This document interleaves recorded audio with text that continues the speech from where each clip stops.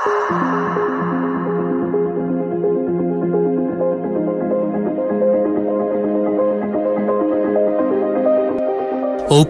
সময় পেরিয়ে গরুর গাড়ির যুগ মারিয়ে বাংলাদেশ এখন স্যাটেলাইট, মেট্রো রেল এবং এলিভেটেড এক্সপ্রেসওয়ের যুগে। সামনে আমাদের লক্ষ্য ভিশন 2041, উন্নত স্মার্ট বাংলাদেশ।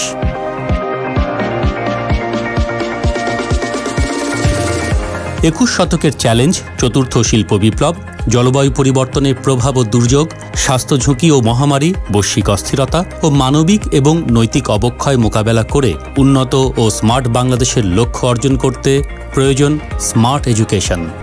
সেই লক্ষ্যে মাননীয় প্রধানমন্ত্রীর দিক নির্দেশনায় শিক্ষা মন্ত্রণালয় 2017 সাল থেকে একাধিক গবেষণা, শতাধিক দেশের শিক্ষা সংক্রান্ত বৈশ্বিক প্রেক্ষাপট ও অভিজ্ঞতা, জাতীয় প্রেক্ষাপট ও অগ্রাধিকার, অংশীজনদের সঙ্গে পরামর্শ ও নীতি নির্ধারকদের নিয়ে কারিগরি কর্মশালার মাধ্যমে শিক্ষার রূপান্তরের কাজ শুরু করে। Forming Education Summit.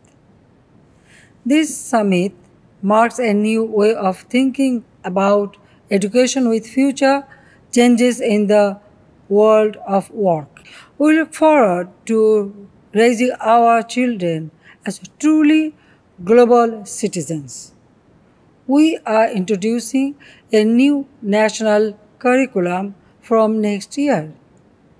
It will prepare our students for the fourth industrial revolution. মুক্তিযুদ্ধের চেতনা, দেশপ্রেম, নিজস্বতা ও স্বকীয়তাকে কেন্দ্রে রেখে 2041 সালের উন্নত বাংলাদেশের বৈশ্বিক নাগরিক গড়ে তুলতেই অত্যন্ত সুপরিকল্পিতভাবে সাজানো হয়েছে শিক্ষায় রূপান্তরের কার্যক্রম। আগে শুধু জানার জন্য, জ্ঞান আহরণের লক্ষ্যেই পরিচালিত হতো শিক্ষা। এখন জেনে দক্ষতা ও যোগ্যতা অর্জন করে নিজস্ব পরিসরে ও প্রেক্ষাপটে প্রয়োগ করতে পারার জন্য পরিচালিত হচ্ছে শিক্ষা। এখন আমি আমাদের একটি পোস্টার উপস্থাপন করতে যাচ্ছি, আমার এলাকা মিরপুর কেন ভিন্ন। ফলে বদলে যাচ্ছে শিক্ষা পদ্ধতি। আগে যেখানে পাঠ্য বই ছিল সকল জ্ঞানের উৎস, এখন তার পাশাপাশি নিজ পরিবার, পরিসর, সমাজ, দেশীয় ও বৈশ্বিক উৎসসমূহ যোগ হচ্ছে মিথস্ক্রিয়া। তৈরি হচ্ছে নতুন জ্ঞান, যা পরিবর্তিত হচ্ছে দক্ষতা ও প্রয়োগ করার যোগ্যতায়। সবাই মনে করেন সলিমুল্লাহ রোডের নামকরণও নবাব সলিমুল্লাহর নাম অনুসারে করা হয়েছে, কিন্তু এ ধারণা সত্য নয়। পাকিস্তান আমলে এ রাস্তাটির নাম ছিল কায়েদে আজম রোড। তবে দেশ স্বাধীন হওয়ার পর এই রাস্তাটির নাম পরিবর্তন করে রাখা হয় শহীদ সলিমুল্লাহ রোড। আমি নয়নুফাত অনন্যা, আমি সাদিয়া ফ্রেন্ড।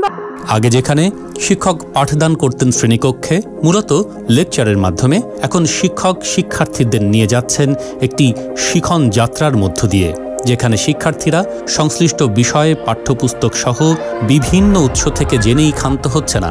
তাদের প্রেক্ষাপট ভিত্তিক সমস্যা শনাক্ত করা থেকে সমাধান করছে হাতে কলমে, তৈরি করছে নতুন idea. We have made a solar cooker. By this project, we can use renewable energy for cooking. And what's happening is the light energy is getting converted into heat energy. বিভিন্ন রাস্তায় ট্রাফিক সিগন্যাল থাকে, কিন্তু আমাদের বইয়ে, জীবন জীবিকা বইয়ে আছে সঞ্চয় সিগন্যাল। রেড হলো বদ অভ্যাস, বদ অভ্যাস আমাদের বাদ দিতে হবে।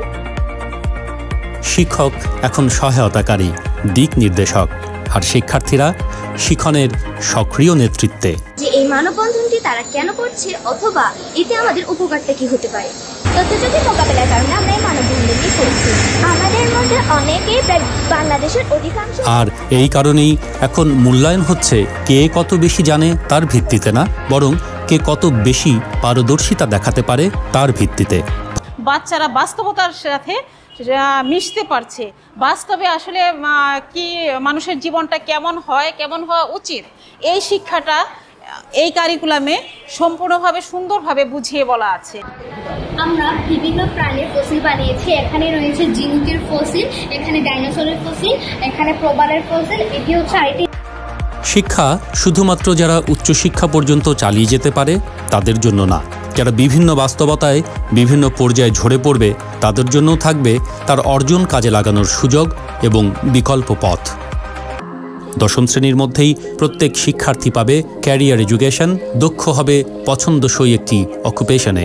সাধারণ শিক্ষা চালিয়ে যেতে না চাইলে যেতে পারবে পছন্দসই কারিগরি শিক্ষায়।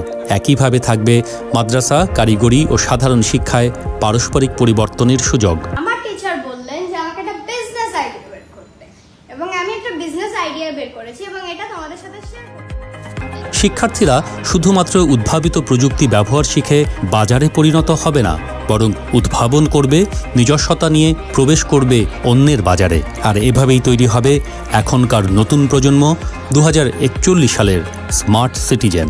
আগে আমরা সবকিছু মুখস্থ করে শিখতাম, সেটা আমাদের খুবই অল্প সময়ের জন্য আমাদের মনে থাকতো, কিন্তু আমরা যে এভাবে এখন শিখছি এটা আমাদের চিরজীবনের জন্য আমাদের মাথায় থাকবে এবং আমরা সেটিকে কাজে লাগিয়ে অনেক কিছু করতে পারবো, নতুন অনেক কিছু তৈরি করতে পারবো, আবিষ্কার করতে পারবো।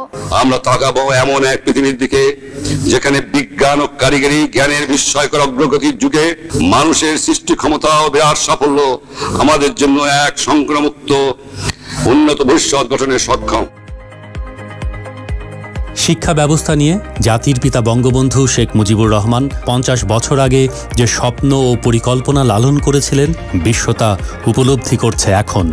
জাতির পিতার আধুনিক জ্ঞান ও কর্মশক্তিতে বলীয়ান শিক্ষা ব্যবস্থার স্বপ্ন এবং মাননীয় প্রধানমন্ত্রী জননেত্রী শেখ হাসিনার ভবিষ্যৎ প্রজন্মকে বিশ্ব নাগরিক হিসেবে তৈরি করার অঙ্গীকার বাস্তবায়ন শুরু হয়েছে বাংলাদেশের প্রতিটি শিক্ষা প্রতিষ্ঠানে। এই অগ্রযাত্রা চলমান থাকলে উন্নয়নের রোল মডেলের পাশাপাশি বিশ্বের দরবারে বাংলাদেশ হবে আধুনিক শিক্ষার রোল মডেল।